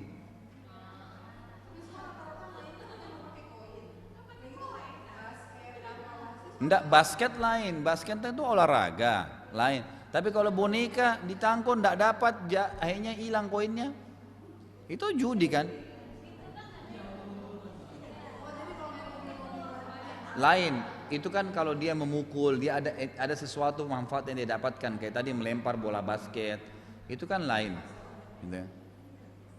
Kenapa ibu nggak pasang basket di rumahnya? Loh, ini perlu saya kasih tahu, Bu, ajak anaknya main jangan di time zone. Loh bukan, artinya walaupun sudah berlalu, karena minimal mereka itu terbiasa dengar musik di situ. Gambarannya adalah kuda-kuda main-mainan. Apa manfaatnya buat dia secara pendidikan? Belum saya bicara secara imania ya. Saya bicara secara pendidikan apa yang dia dapat. Gak ada yang didapatin sama dia secara pendidikan. Pertama, kuda pun yang dibuat main itu tidak ada kuda yang begitu jalannya. Ini ya, memang betul, ya kan? Walaupun itu adalah mainan, kita harus berpikir pakai akal ya. Apa manfaat dia? Secara akal tidak ada manfaatnya. Secara ini juga apa namanya, imannya lebih jauh lagi. Orang kalau masuk time zone itu maka kita akan ya. Dan banyak ya permainan-permainan, semoga Allah ampuni ya. Itu kadang-kadang kita ngundi nasib, ada koin yang jalan jatuh sekian banyak, nanti dapat stiker ditukar, ini itu semua tidak boleh, nggak boleh, nggak usah, jauhi semua, nggak usah. Ya. Kenapa sekarang nggak diubah nih ibu gini bu, coba hijrah bu, coba anak kita kalau dibiasakan dibawa ke tempat hiburan yang akhirnya mereka dengar musik, coba diubah. Kenapa kalau diajak ke tempat yang ada Al-Quran, pesantren tahfidz Quran, dilihatin tuh anak-anak hafal Quran, coba alihkan tuh, jangan lagi seperti orang dulu-dulu masuk ke kolam renang, ibu pakai jilbab besar, semua orang kelihatan auratnya, ibu nonton, oh anak saya. Sementara ada bapak-bapak lewat cuma pakai celana dalam. No iya, bapak-bapaknya duduk, sementara ada perempuan lewat pakai, oh nggak apa-apa saya antar anak saya. Nggak bisa, depan Allah nggak bisa bilang Allah saya antar anak saya. Allah akan jawab, anakmu nggak bisa mandi di tempat lain. Kan bisa. Jadi saatnya hijrah, nggak perlu. Anak kita kalau nggak berenang situ nggak masalah, nggak masalah. Saya kalau anak-anak saya mau berenang itu gimana sih? Bagaimana? Saya beliin balon yang besar tuh di rumah, yang besar, yang bisa saya pun bisa masuk sekalian. Berapa harganya, 1 juta lebih atau buka di halaman depan rumah, ditutup pagar, isi air, mandi deh kamu sepuasnya di situ, nggak apa-apa.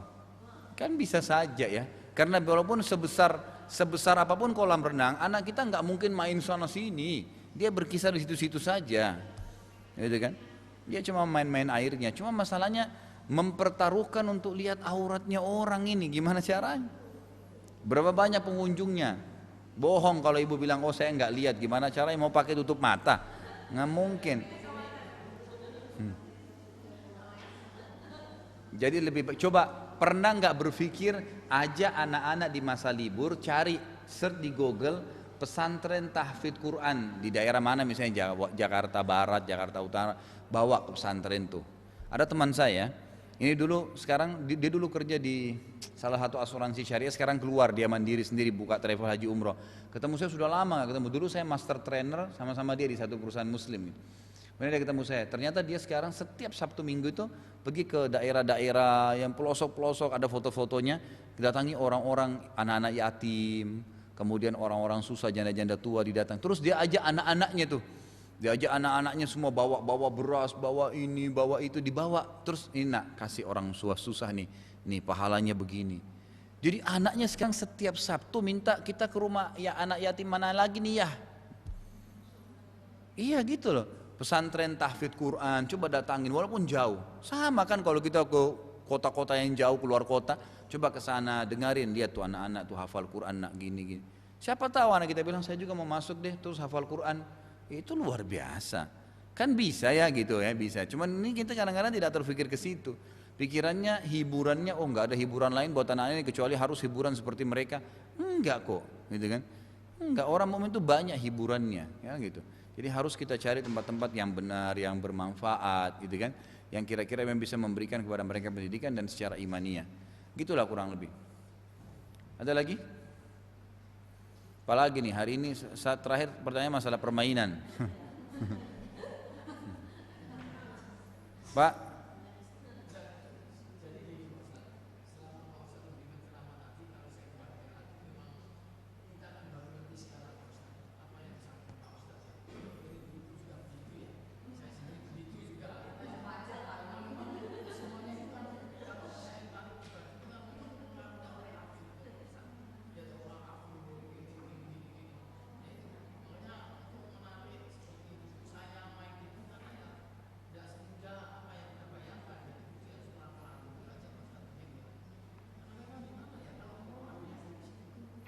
jadi gini, jangan a priori dengan ini ya. Jadi jangan ibu dan bapak merasa kalau saya ke pengajian, paling anak saya nggak mau. Coba aja. Banyak itu. Kalau anak-anak saya libur, tanya, ya abati pengajian di mana? Kami ikut ya. Maunya ke pengajian walaupun liburan sekolah. Ada eskul di sekolahnya, ada pelatihan memanah, ada pelatihan apa gitu, ada Arabic school khusus untuk belajar bahasa. Anak saya dua-duanya milih masuk di situ. Maksudnya yang bahasa Arab, gitu kan. Padahal sebenarnya teman-temannya semua pada masuk ke masalah menunggangi kuda lah, apalah. Mereka enggak, alhamdulillah. Jadi sebenarnya hal-hal sederhana lah. Jangan kita dihantui oleh setan seakan-akan kalau kita ajak anak kita silaturahim keluarga, orang tua, pamannya kah, siapa berarti mereka jenuh. Enggak kok, tergantung kita membiasakannya saja. Karena kalau kita biasa membawa mereka setiap Sabtu di time zone, setiap Sabtu di mana, jadi dia jadikan tuh, oh ini jadwal saya nih. Kalau ibu ubah ke jadwal-jadwal yang tadi silaturahim keluarga, melihat pesantren-pesantren, ibu mungkin sendiri juga belum pernah kunjungin pesantren. Coba cari tuh data-data pesantren, kemudian datangin, kunjungin. Sekarang kalau ibu-ibu punya anak-anak nih, punya cucu, saya sarankan coba ke Wisol deh, kantor Wisol di Depok.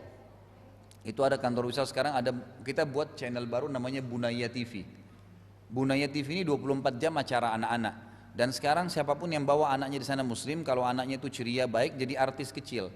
Jadi nanti mereka pakai untuk sinetron anak kecil, iklan, anak-anak kecil main, itu kan. Atau mungkin ada sekarang ada siapa? Acara itu Wasit, Kak Wasit yang sering ada di Wisol tuh. Jadi dia kalau ngobrol masalah ini, masalah itu, nanti itu ada beberapa anak-anak kecil yang ditampilkan. Jadi bisa silahkan, bisa ikutin. Coba begitu gitu. Ya, jadi sangat positif gitu. Sangat positif. Sampai ada semi sinetron dibuat sama Wisol itu judulnya Aku Bisa. Itu yang mendominasi akhirnya sekarang ketiga anak saya itu. Iya ada. Ada Sumaya, Su'ad sama Uwais. Nah, tapi yang Uwais yang laki-laki masih belum bisa ngomong kan. Cuma dia tampil dengan saya pas saya keluar, saya menasehatin, meluruskan gitu. Tapi akhirnya mereka setiap itu hari Sabtu biasanya. Jadi kalau hari Sabtu itu tim-tim teman-teman tim biasa datang atau memang apa boleh buat kalau memang dibutuhkan memang harus mengantar anak-anak ke tempat mereka. Tapi akhirnya anak-anak tersibukkan dengan kegiatan. Memang liburan mereka butuh ya. Mereka butuh untuk terhibur apa segala gitu. Enggak apa-apa, tetap aja sama. Jadi iya coba. Jadi gini, kalau kita tidak biasakan mereka ke pengajian, mendengarkan pengajian, nanti akhirnya mereka ke tempat hiburan yang kita anggap oh lebih baik dia ke temannya deh, nggak apa-apa kamu keluar sama temanmu ya, mama mau ke pengajian. Loh kenapa nggak diajak ke pengajian? Kenapa dibiarin sama temannya? Kalau temannya baik, kalau temannya nggak baik, ngajarin yang tidak-tidak kan? Akhirnya persepsi dia adalah oh kalau pengajian buat ibu-ibu, kalau buat saya nggak usah pengajian. Ya.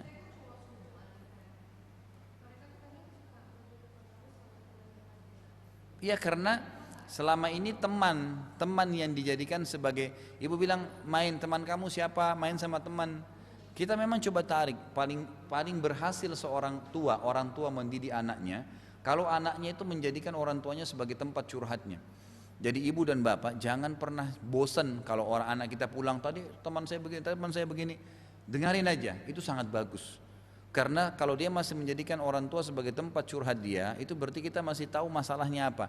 Seberat apapun masalah dia hadapin, kita harus tenang. Dan kita berikan jalan keluar, solusi. Maka itu biasanya, walaupun sudah menikah, biasanya tetap dia bermusyawarah dengan orang tuanya. Itu orang tua yang berhasil. Yang gagal itu, anaknya baru cerita sedikit, sudahlah jangan ganggu mama lagi sibuk. Apalagi kok dengar pengajian. Dia tangkapnya, oh pengajian gak baik nih berarti. Ibu saya sampai gak baik sama saya.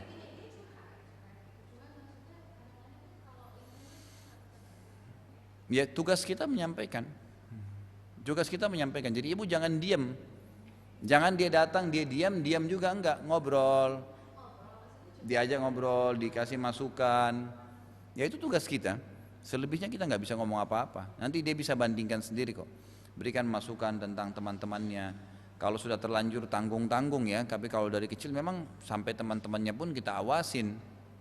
Ya juga teman-temannya diawasin siapa yang diajak jalan, siapa yang jadi temannya itu semua harus kita tahu. Ya ibu doain, ya doa seorang ibu itu makbul insya Allah. Kemudian yang kedua coba ibu maksimal apa yang ibu bisa lakukan. Suruh buat pengajian anak-anak muda teman-temannya sendiri, gitu kan? Coba deh.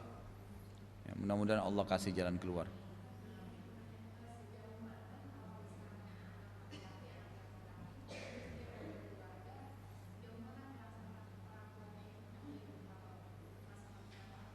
Sejauh mana apa?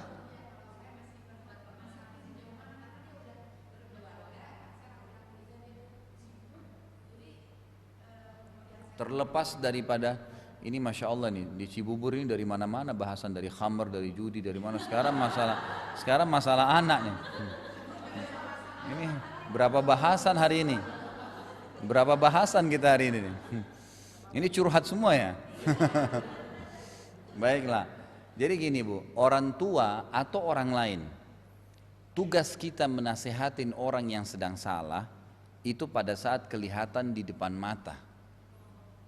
Ibu lihat nih anaknya nggak sholat, ibu nasehatin. Kamu kok nggak sholat nak? Sholat itu kan wajib begini, sebutin fadilahnya. Ingat setiap kita memotivasi orang berbuat satu ibadah, selalu sampaikan janji Allah di ibadah itu. Ya, orang sholat 5 waktu itu ibu pelajarin gini loh. Katanya begini diampuni dosa. Nabi SAW bersabda kalau di depan rumah kalian ada sebuah sungai yang mengalir dengan deras, kemudian dia mandi sehari 5 kali, apakah masih tertinggal kotoran badannya? Sahabat mengatakan enggak. Kata Nabi itu adalah perumpamaan 5 waktu sholat. 1 hadis, 2 hadis, 3 hadis, 5 menit aja. Jadi kalau kamu pun sholatlah ya. Itu dijaga, itu ibadah, itu akan awal amal yang dihisab hari kiamat. Kemudian kalau sholat jangan sendirian. Coba kalau kamu kerja di satu perusahaan, kerjaan kamu jelas, waktu yang digunakan jelas, energinya jelas, dikasih gaji 1 juta sebulan. Yang satu lagi perusahaannya beda tapi sama, kerjaannya sama, waktu kerjanya sama, energi yang dikeluarin juga sama, tapi gajinya 25 juta. Kamu pilih yang mana? Ibu-ibu kira-kira kalau bapak saya suruh pilih yang mana nih perusahaannya? Tentu 25 juta orang nggak sehat kalau pilih 1 juta. Uang kerjaannya sama, energi dikeluarin sama, waktunya sama. Itulah perbandingan sholat satu sendiri dengan sholat berjamaah. Ngapain sholat sendiri, gitu kan? Baik, sholat berjamaah jelas-jelas sama waktunya, energinya. Jadi coba kasih dia ide-ide. Itu saja tugas kita. Kita nggak ada tugasnya mengawasin sampai kemana-mana, nggak bisa. Manusia nggak bisa begitu. Ada raqib dan ada atid. Tapi kita punya kekuatan penyambung namanya doa. Doain supaya Allah jaga anak saya, Allah berikan petunjuk, ya Allah jadikan teman-temannya semua orang-orang yang saleh. Kita doain terus. Ya, setiap ada kesempatan doain itu insya Allah akan jadi baik dengan sendirinya. Nah, cucu sekarang. Yang anak sudah. Ini belum ngeluh masalah suami nih.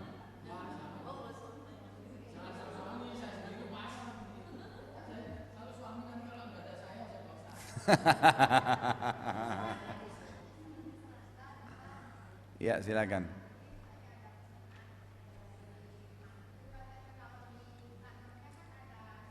Ini apa nih, anak mantu?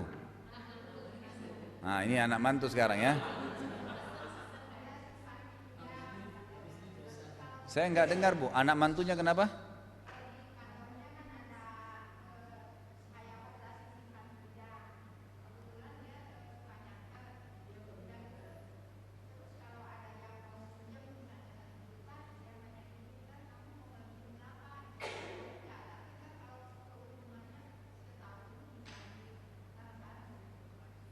Saya belum tangkap. Jadi kalau misalnya dia catat ada orang yang pinjam 1 juta, terus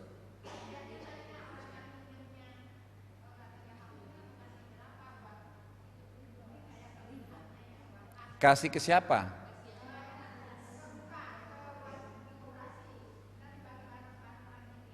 Nggak boleh, nggak boleh.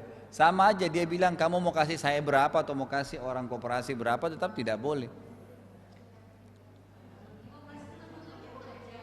Hah? Loh, kalau dia enggak boleh dong, orang pinjam. Bukan nggak boleh. Perhatikan, simpan pinjam tidak boleh bertambah, nggak boleh berkurang. Ya jangan buka simpan pinjam kalau mau bertambah, nggak boleh.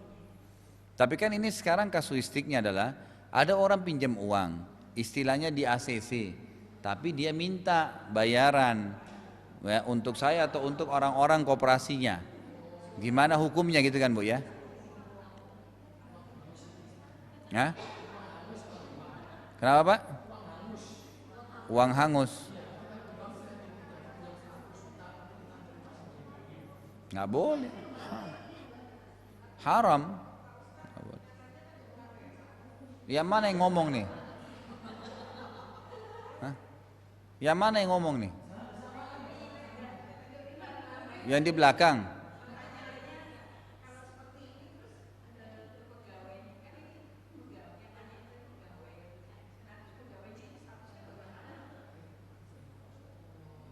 Saya belum.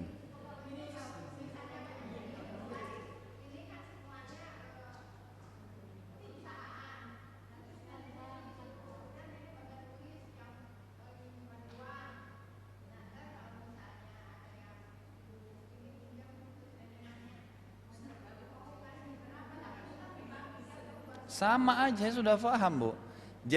Jadi anak mantunya ibu tidak punya hak secara syar'i mengatakan kepada orang yang tadi utang, kamu mau kasih berapa? Itu nggak boleh, nanya itu nggak boleh. Jadi seperti dia sedang minta kepada orang itu. Orang ini utang kan karena dia punya kebutuhan, membahasakan saja itu nggak boleh. Nanti orang itu kena nggak enak mengeluarkan 100.000 misalnya, itu nggak boleh, mengambil harta orang secara batil, nggak boleh. Saya sangat yakin pasti dia tidak mau kasih, kenapa dia butuh 1 juta itu kan?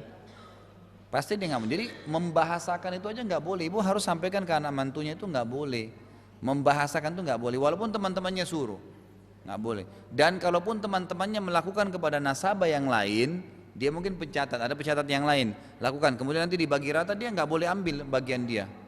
Jangan ambil, nggak boleh, itu uang haram, nggak boleh. Gimana caranya diambil dari orang yang utang? Nggak bisa. Sama tadi kasus bapak bilang kan, katanya ada uang hangus sila kalau di bank. Kalau di bank lebih jelas ya, pinjam 100 dan ini tinggal 90.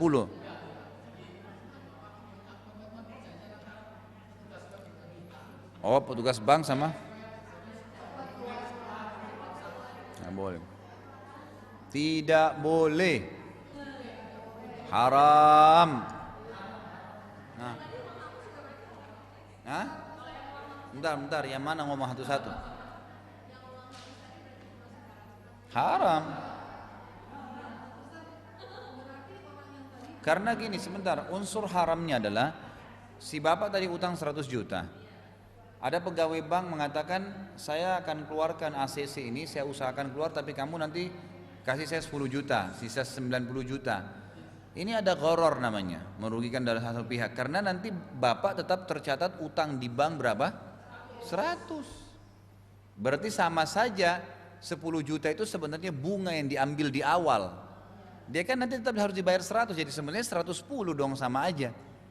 Nah di situ masalahnya. Silakan Bu. Ada apa?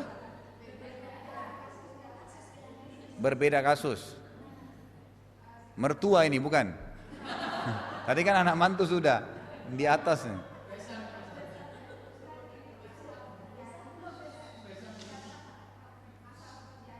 Duh, saya tidak dengar. Sebentar. Ya, ulangi.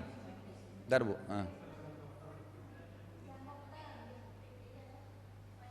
Oh, ini ada mic-nya nih.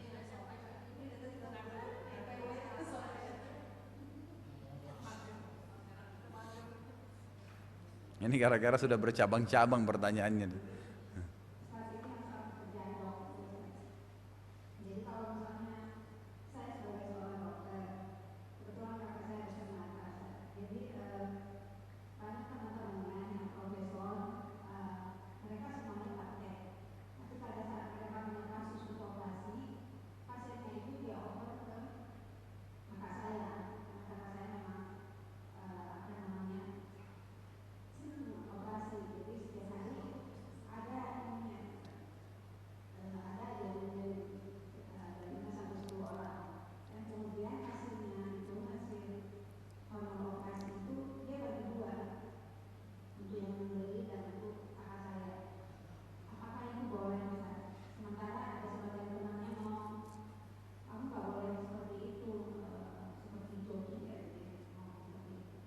Enggak, itu boleh. Itu nggak apa-apa, nggak apa-apa, Bu.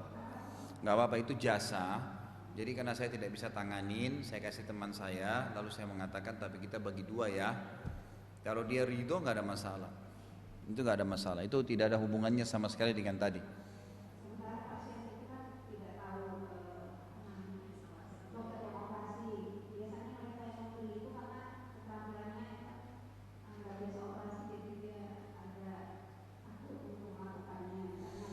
Setahu saya itu tidak ada masalah. Insya Allah nggak ada masalah. Ya, nggak ada masalah. Jadi sama saja, banyak contoh kasus kalau itu, Bu, ya. Saya punya travel haji umroh. Saya nggak bisa memberangkatkan orang. Saya berangkatkan dengan teman saya travel yang siap berangkatkan. Pembayarannya nanti saya sepakat dengan travel sana. Tadinya $1.500, saya bayar ke dia 1.300, saya ambil $200. Boleh kah? Boleh saja. Yang penting orang yang sudah membayar ridho saja. Itu yang penting ya. Jangan sampai kasus misalnya tadi kayak operasi, pasien ini tunjuk saya mau dokter ini, satu tunjuk sama dia. Kemudian dokter ini ngalihkan ke orang lain dengan alasan macam-macam. Kalau memang dia punya udzur syar'i, misalnya dia sakit, dia nggak bisa, itu lain. Tapi kalau enggak, dia cuma sekedar mau dapat keuntungan, nggak mau capek-capek dialihkan ke temannya, maka itu nggak boleh karena permintaan orang pemilik uang tadi ke dia, kan gitu. Tapi kalau dia nggak ada masalah, ini teman saya yang akan tanganin ya kasusnya. Oh ya udah nggak apa-apa, yang penting saya sembuh. Ya coba, nggak ada masalah. Itu kan masuk dalam kalimat antara minkum, saling ridho satu sama yang lain, itu tidak ada masalah insya Allah. Itu hampir juga sama kasus kalau dalam transaksi itu saling bantu jual produk, kan itu ya. Itu boleh. Ibu ada temannya di Bandung lagi ada festival, lagi ada pameran. Ini barang saya titipin semua deh, jual sama kamu ya. Nanti keuntungannya bagi, nggak ada masalah.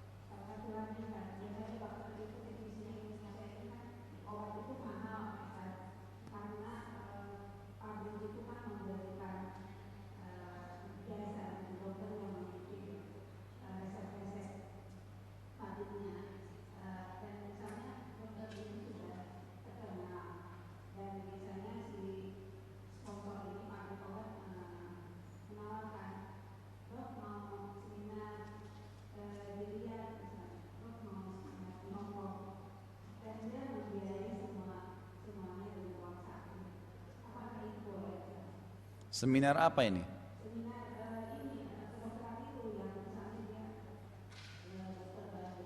Oke, apa masalahnya apa, Bu? Masalahnya apa? Apakah perusahaan itu tidak layak? Sebentar, Bu. Sebentar dulu. Apakah perusahaan obat yang membiayai tadi si dokter untuk seminar memang sebenarnya tidak layak produknya? Misal memang kualitas obatnya kurang. Coba kena menggunakan jasa profesor ini yang seminar, maka nanti akan meningkatkan omset. Padahal sebenarnya mereka kualitasnya nggak bagus. Kalau itu nggak boleh. Tapi kalau memang dasarnya perusahaan ini terkenal, kemudian dia sekalian mau meningkatkan omsetnya dengan panggil seorang profesor, wajar dia sponsornya, nggak ada masalah, nggak ada pelanggaran.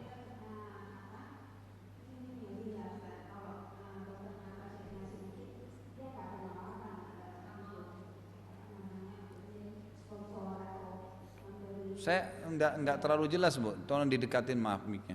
Nah.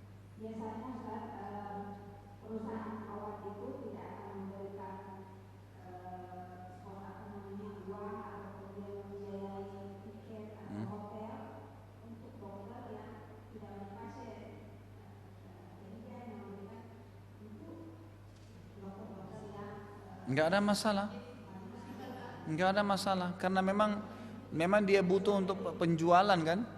Saya nggak mungkin membayar atau investasi di sebuah sekolah yang muridnya nggak ada. Wajar.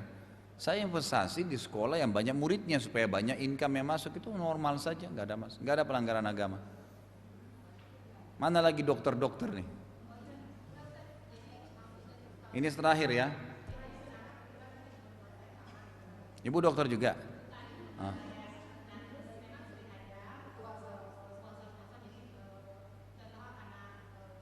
Oke, perusahaan obat datang sponsor. Oke, apa masalahnya?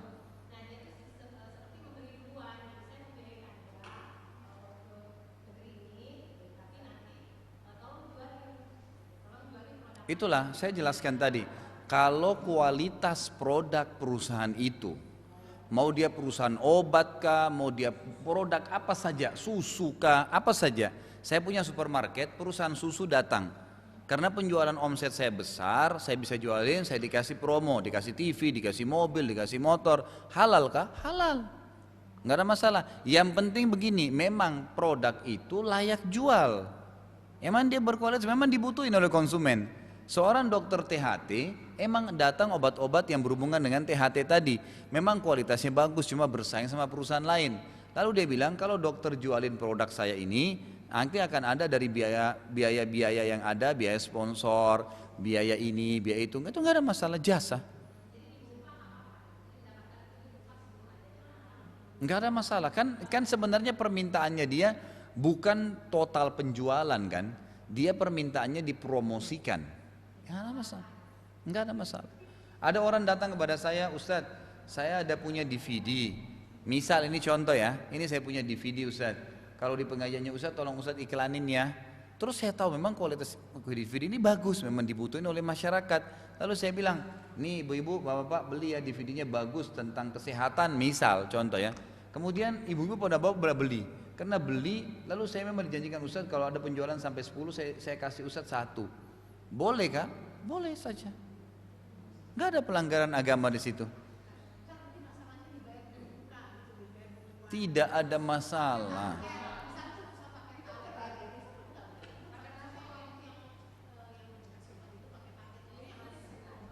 Halal. Subhanakallahumma wa bihamdika asyhadu an la ilaha illallah astaghfirullah wa atubu ilaih. Assalamualaikum warahmatullahi wabarakatuh.